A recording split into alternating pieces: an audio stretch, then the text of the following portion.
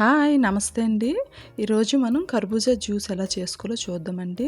మరి చాలా ఈజీ ప్రాసెస్‌లో చాలా హెల్తీగా ఈ సమ్మర్‌లో మంచి ఎనర్జీ డ్రింక్‌గా ఉంటుందండి.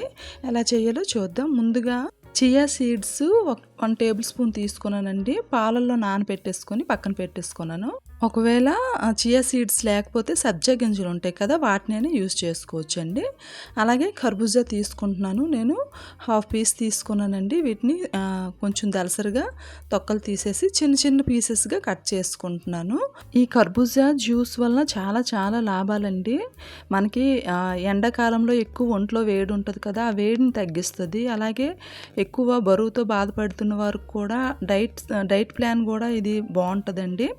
అలాగే షుగర్ ఉన్నవారైతే ఇది చాలా తక్కువ క్వాంటిటీలో తీసుకోవడం చాలా మంచిది. షుగర్ లెవెల్స్ వస్తాయనేసి నిపుణులు చెప్తూ ఉన్నారు.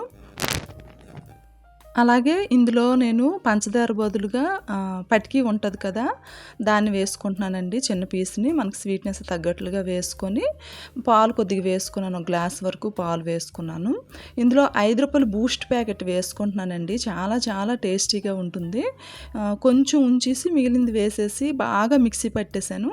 మిక్సీ పట్టేసి ఇదిగోండి 2 గ్లాసుల్లో సర్వ్ చేసుకొని, మనం నానబెట్టుకున్న చియా సీడ్స్ ఇందులో వేసుకోవాలండి. వాటర్‌లో నానబెడితే ఇంకా వాటరీగా జ్యూస్ అయిపోతుంది. అందుకే నేను పాలల్లో నానబెట్టుకున్నాను.